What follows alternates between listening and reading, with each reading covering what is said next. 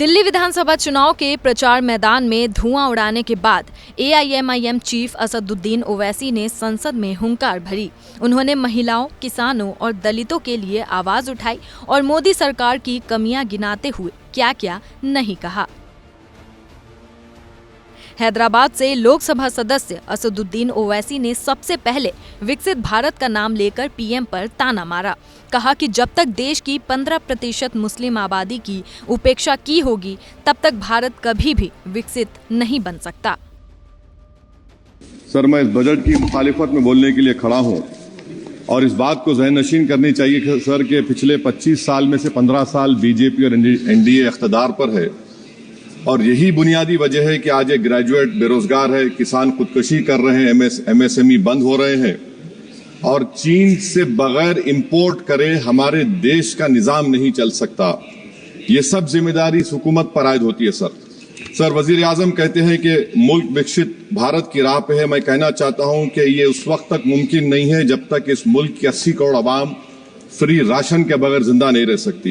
विकसित भारत इस वक्त तक मुमकिन नहीं है सर जब देश की 15% मुसलमानों को तालीम से, रोजगार से, सियासत, इंतजामिया और गवर्नेंस से मजहबी तासुब की बुनियाद पर खारिज कर दिया जाता है।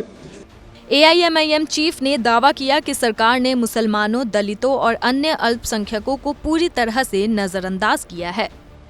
सर, मैं इस बजट की मुखालिफत में बोलने के लिए खड़ा हूं और इस बात को ज़हन-नशीन करनी चाहिए कि सर के पिछले 25 साल में से 15 साल बीजेपी और एनडीए इख्तिदार पर है और यही बुनियादी वजह है कि आज एक ग्रेजुएट बेरोजगार है, किसान खुदकुशी कर रहे हैं, एमएसएमई बंद हो रहे हैं और चीन से बगैर इंपोर्ट करे हमारे देश का निजाम नहीं चल सकता।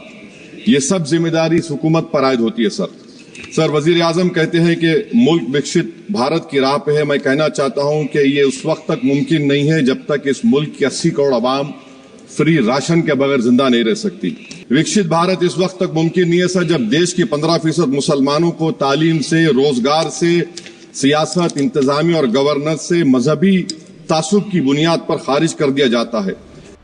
इस दौरान ओवैसी ने केंद्र के बजट 2025 की कड़ी निंदा की। बजट में इनकम टैक्स को लेकर बड़ी राहत देने पर तंज कसा। बोले 12 लाख का बाजा बजाइए। एक स्टील बायारा मेरे 8 एमपी आपके जीत के गए। ये लगता है कि बेचारे वो कितने कमजोर हैं कि जिस रियासत से जीत कर गए वहां पर कुछ नहीं कर सक रहे हैं। सर, तो इसीलिए मैं इस बजट की मुखालिफत में खड़ा हूं। इससे कोई रोजगार में फायदा नहीं होगा, विकसित भारत नहीं बनेगा। आप लाख बोल लीजिए, हम 12 लाख का बाजा बजाइए, मगर बाजू जीएसटी का एक चौकीदार खड़ा हुआ है चोरी करने के लिए। बहुत बहुत शुक्रिया सर। हैदराबाद सांसद ने पीएम मोदी के मन की बात कार्यक्रम को लेकर भी सरकार को निशाने पर लिया।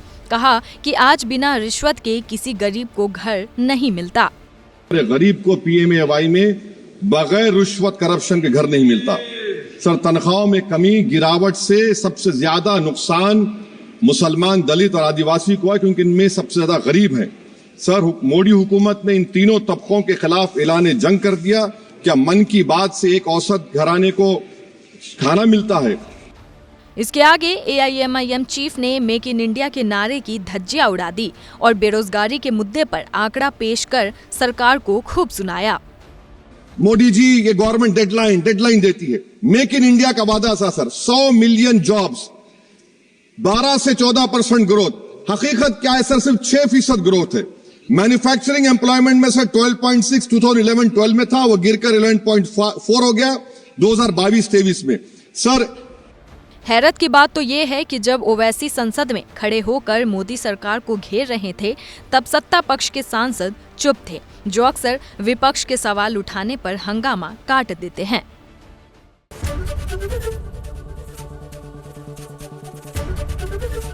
एबीपी गंगा, खबर आपकी, जुबान आपकी।